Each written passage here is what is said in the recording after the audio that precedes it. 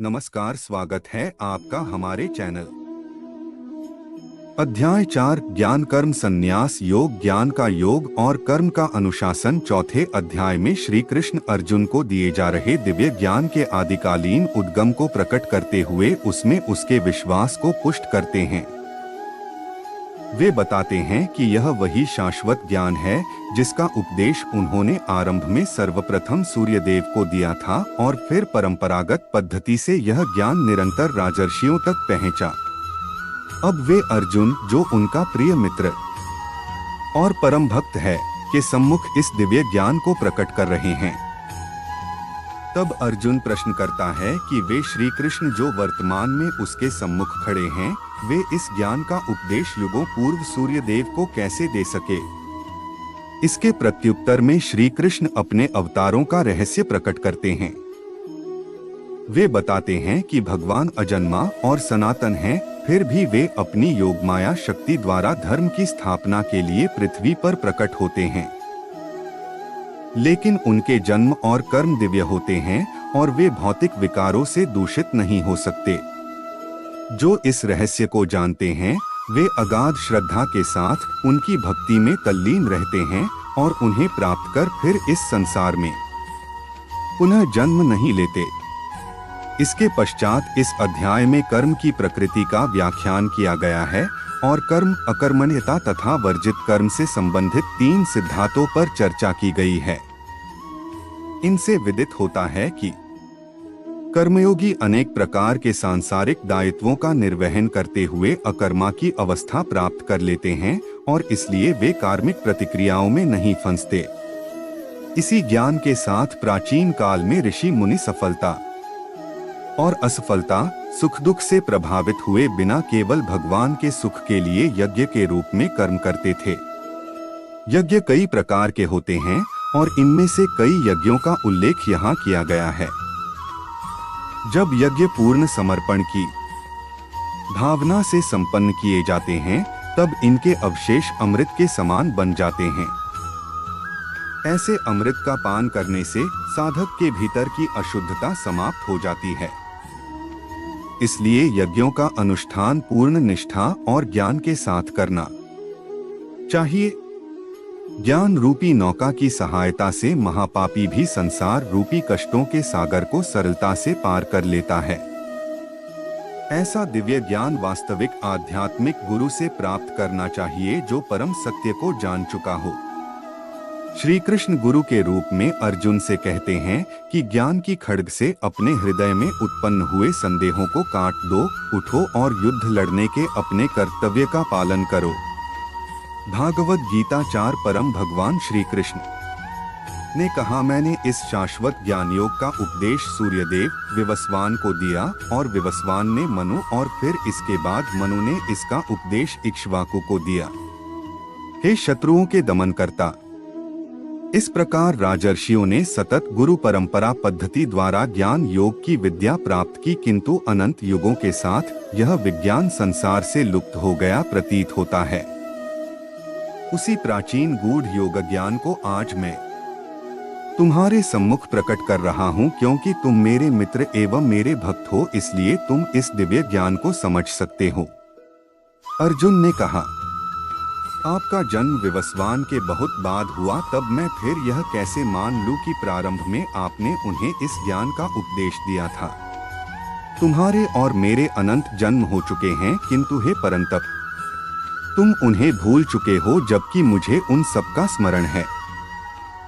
यद्यपि मैं अजन्मा और समस्त जीवों का स्वामी और अविनाशी प्रकृति का हूँ, तथापि मैं इस संसार में अपनी दिव्य शक्ति योगमाया द्वारा प्रकट होता हूँ। जब जब धरती पर धर्म का पतन और अधर्म में वृद्धि होती है, तब उस समय मैं पृथ्वी पर अवतार लेता हूँ। भक्तों का उद्धार और दुष्टों का विनाश करने और धर्म की मर्यादा पुनः स्थापित करने के लिए मैं प्रत्येक युग में प्रकट होता हूँ। हे अर्जुन, जो मेरे जन्म एवं कर्मों की दिव्य प्रकृति को जानते हैं, वे शरीर छोड़ने पर संसार में पुनः जन्म नहीं लेते, अपितु मेरे नित्य धाम को प्राप्त करते हैं। आसक्ति, भय और क्रोध से मुक्त होकर पूर्ण रूप से मुझ में तल्लीन होकर मेरी शरण ग्रहण कर भूतकाल में अनेक लोग मेरे ज्ञान से पवित्र हो चुके हैं और इस प्रकार से उन्होंने मेरा दिव्य प्रेम प्राप्त किया है। जिस भाव से लोग मेरी शरण ग्रहण करते हैं उसी भाव के अनुरूप मैं उन्हें फल देता हूँ। हे पृथा पुत्र, सभी लोग जाने या अनजाने में मेरे मार्ग का ही अनुसरण करते हैं। इस संसार में जो लोग सकाम कर्मों में सफलता चाहते हैं वे लोग स्वर्ग के देवताओं की पूजा करते हैं, क्योंकि सकाम कर्मों का फल शीघ्र प्राप्त होता है। मनुष्यों के गुणों और कर्मों के अनुसार मेरे द्वारा 4 वर्णों की रचना की गई है। यद्यपि मैं इस व्यवस्था का सृष्टा हूँ, किंतु तुम मुझे अकर्ता और अविनाशी मानो। न तो कर्म मुझे दूषित करते हैं और नहीं मैं कर्म के फल की कामना करता हूँ। जो मेरे इस स्वरूप को जानता है वह कभी कर्मफलों के बंधन में नहीं पड़ता। इस सत्य को जानकर प्राचीन काल में मुक्ति की अभिलाषा करने वाली आत्माओं ने भी कर्म किए, इसलिए तुम्हें भी उन मनीषियों के पदचिह्नों का अनुसरण करते हुए अपने कर्तव्य का पालन करना चाहिए। कर्म क्या है और अकर्म क्या है, इसका निर्धारण करने में बुद्धिमान लोग भी विचलित हो जाते हैं। अब मैं तुम्हें कर्म के रहस्य से अवगत कराऊंगा, जिसे जानकर तुम सारे लौकिक बंधनों से मुक्त हो सकोगे। तुम्हें सभी 3 कर्मों अनुमोदित कर्म, विकर्म और अकर्म की प्रकृति को समझना चाहिए। इनके सत्य को समझना गहन और कठिन है। वे मनुष्य जो अकर्म में कर्म और कर्म में अकर्म को देखते हैं वे सभी मनुष्यों में बुद्धिमान होते हैं। सभी प्रकार के कर्मों में प्रवृत्त रहकर भी वे योगी कहलाते हैं और अपने सभी कर्मों में पारंगत होते हैं। जिन मनुष्यों के समस्त कर्म सांसारिक सुखों की कामना से रहित हैं तथा जिन्होंने अपने कर्म फलों को दिव्य ज्ञान की अग्नि में भस्म कर दिया है, उन्हें आत्मज्ञानी संत बुद्धिमान कहते हैं। अपने कर्मों के फलों की आसक्ति को त्याग कर ऐसे ज्ञानी जन सदा संतुष्ट रहते हैं और बाह्य आश्रयों पर निर्भर नहीं होते। कर्मों में संलग्न रहने पर भी वे वास्तव में कोई कर्म नहीं करते। ऐसे ज्ञानी जन फल की आकांक्षाओं और स्वामित्व की भावना से मुक्त होकर अपने मन और बुद्धि को संयमित रखते हैं और शरीर से कर्म करते हुए भी कोई पाप अर्जित नहीं करते। वे जो अपने आप स्वतः प्राप्त हो जाए उसमें संतुष्ट रहते हैं, ईर्ष्या और द्वैत भाव से मुक्त रहते हैं। वे सफलता और असफलता दोनों में संतुलित रहते हैं। वे सभी प्रकार के कार्य करते हुए कर्म के बंधन में नहीं पड़ते। वे सांसारिक मोह से मुक्त हो जाते हैं और उनकी बुद्धि दिव्य ज्ञान में स्थित हो जाती है, क्योंकि वे अपने सभी कर्म यज्ञ के रूप में भगवान के लिए संपन्न करते हैं और इसलिए वे कार्मिक प्रतिक्रिया से मुक्त रहते हैं। जो मनुष्य पूर्णतया भगवत चेतना में तल्लीन रहते हैं उनका हवन ब्रह्मा है, हवन सामग्री ब्रह्मा है और करछुल जिससे आहुति डाली जाती है वह ब्रह्मा है, अर्पण कार्य ब्रह्मा है और यज्ञ की अग्नि भी ब्रह्मा है। ऐसे मनुष्य जो प्रत्येक वस्तु को भगवान के रूप में देखते हैं वे सहजता से उसे पा लेते हैं। कुछ योगी सांसारिक पदार्थों की आहुति देते हुए यज्ञ द्वारा देवताओं की पूजा करते हैं। अन्य लोग जो वास्तव में आराधना करते हैं वे परम सत्य ब्रह्मरूपी अग्नि में आत्माहुति देते हैं।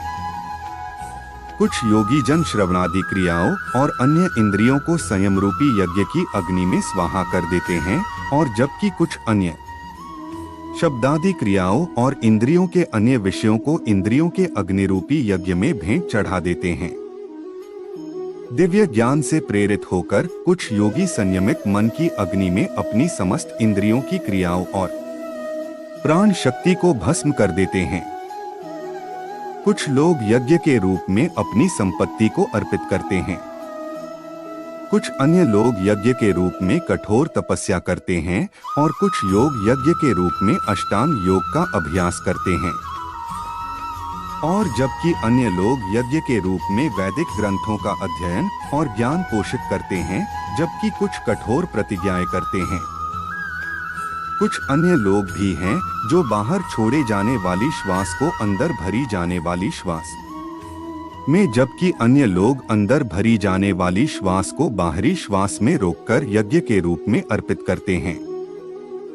कुछ प्राणायाम की कठिन क्रियाओं द्वारा भीतरी और बाहरी श्वासों को रोककर प्राणवायु को नियंत्रित कर उसमें पूरी तरह से आत्मसात हो जाते हैं। कुछ योगी जन अल्प भोजन कर श्वासों को यज्ञ के रूप में प्राण शक्ति में अर्पित कर देते हैं।